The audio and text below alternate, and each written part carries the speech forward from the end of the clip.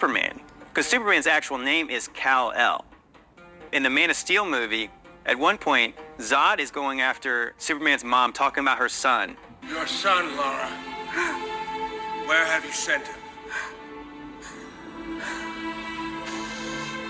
His name is Kal, son of El. And he's beyond your reach. He has a name. His name is Kal, son of El. And so if you realize that in the Hebrew, El meant some kind of divine being. Elohim. El, so Kal-El. Well, Kal in Hebrew is light. And El is pretty much always translated as God. Who does that sound like? It's like that sounds like the angel of light, the light bearer. People commonly refer to him as Lucifer. So now you start to get an idea of how the devil might see himself, how the world actually sees the devil. That should be upside down. Now, we know better now, don't we? The devils don't come from hell beneath us, no.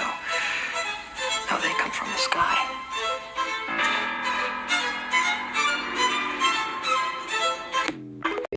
Now you're going to have religious people running around talking about it's the devil to buy Superman comic books, and it's evil if you were to go and watch the Superman movie, which I did like, by the way.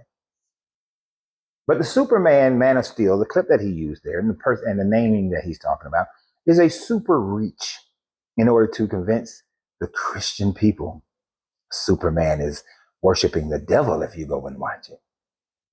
Because if he had actually told you guys the truth about the name Kal-El, then he would have let you know that the name Kal, K-A-L, in ancient Hebrew and modern Hebrew, it means light, but not the light that he's talking about. It means light, like weight, like a light, opposed to being heavy. And this is most likely because if you look at the origins of Superman, Superman didn't have all the powers that he has today. Back in the day, Superman, he couldn't fly, but he could leap tall buildings in a single bound. You remember that? And then soon after that, though, he was flying. So Superman was lighter than air, so he could fly.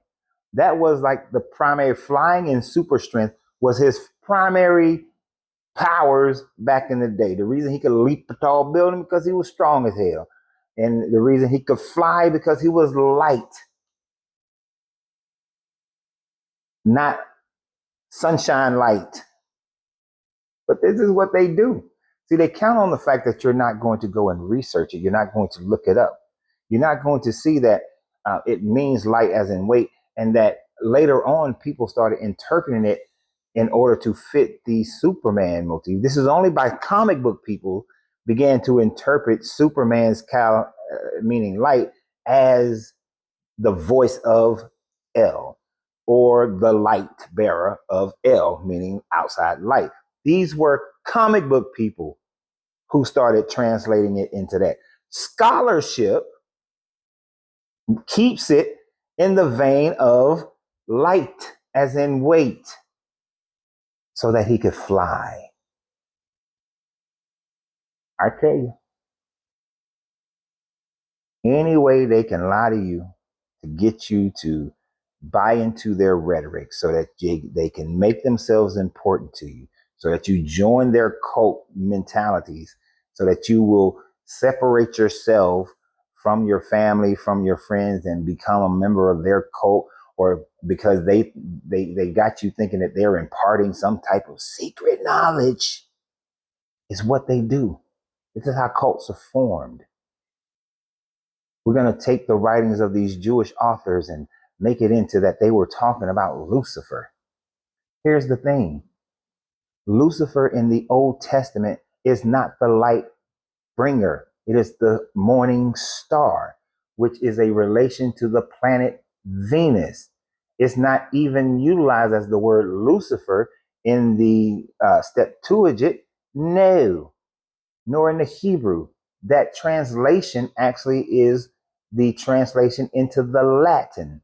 So Lucifer is not even a name in the Old Testament. It is the morning star. It is a reference to Venus and how it falls in comparison to the sunrise every morning, because it's the brightest star, as they call it, thought, is the brightest heavenly body in the sky before sunrise.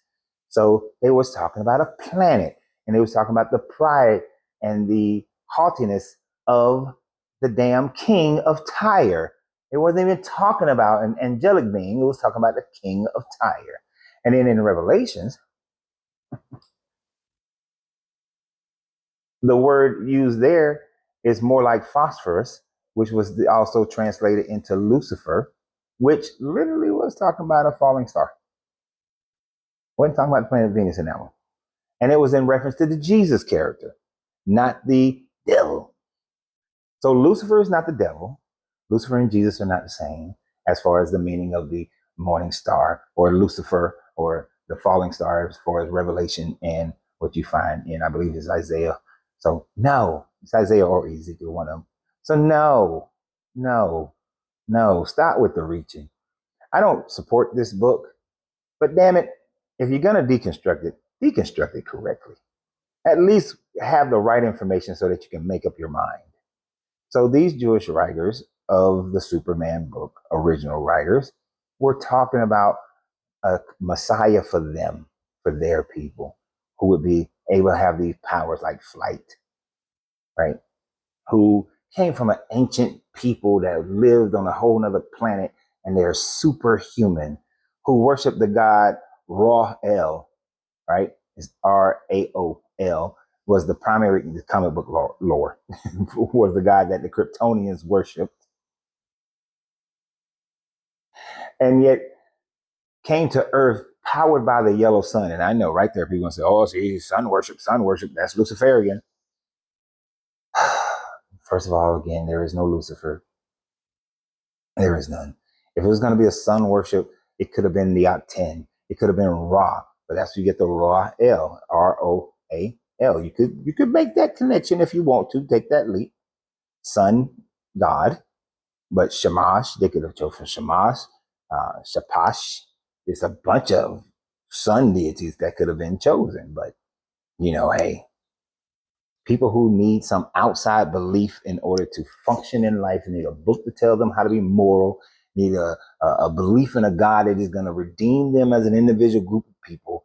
These people are lacking within their own selves. And so therefore they have to stand and stay with some God that gives them some type of importance, instead of recognizing that you find it within yourself, not outside of yourself.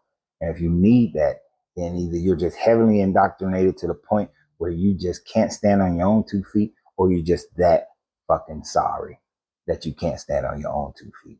So y'all have a great day. And always remember, you have to free yourself to be yourself, because your greatness is non-negotiable. Good journey, good vibrations.